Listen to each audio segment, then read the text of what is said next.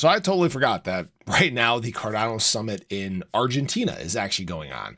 And, we've always had this big, broad vision of Cardano. We talk about, all the time here on the channel and why we have to think long term, why that is so important.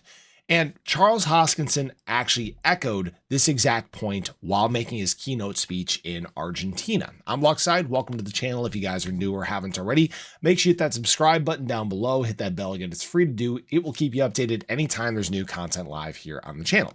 So I want to remind people that Cardano is really trying to get a big foothold in many countries throughout the world. It's really focused on education and working from the ground up. And we've talked about why that is in fact so important, because it is laying sustainable groundwork for future use and adoption. So many people want things to just happen right now and be part of the fun, exciting retail buzz, meme coins and NFTs and whatever. But when we talk about bigger, broader use, about adoption from businesses, adoption from governments, this is the way you do it. It's the boring way. It's the way that doesn't necessarily reflect in price right now, but can turn you into something much, much bigger over time.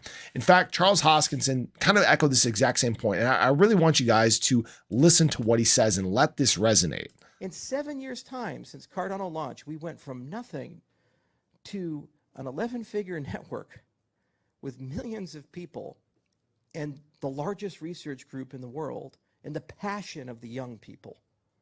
And in another decade's time, we'll be larger than Ethereum. And in another decade's time, we'll be larger than Bitcoin. And in another decade's time, the majority of governments in the world will run on our infrastructure because they trust it. That is what thinking in decades gives you. And I think he made a very important point here, and that is trust, right? We hit so much on the benefits of the Cardano ecosystem, why it is built the way that it is. And frankly, so many of these other blockchains that are out there right now, you can't trust them. Either they haven't been around very long, or they have exploits, or they have downtimes, or fee issues, or scalability problems, or things like that.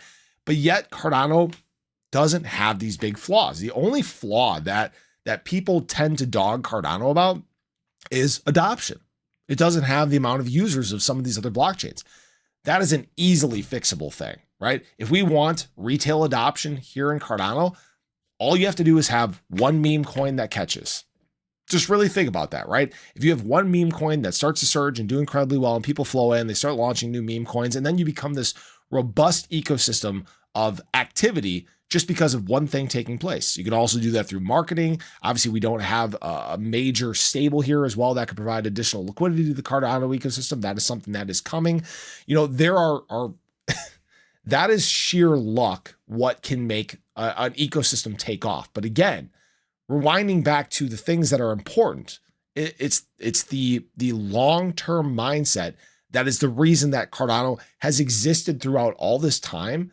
And despite not having some of these major things that other blockchains have in terms of users, it's still been able to remain resilient and become, one of the most dominant blockchains in the crypto space. All right. Now, obviously, this guy below here said it's a scam. I would love to hear where the scam is. I hear this argument all the time. People will say, oh yeah, ADA price is dropping. It's a scam. Charles Hoskinson is searching for aliens. All these stuff that has absolutely no relevance when it comes to what Cardano is building for. All right.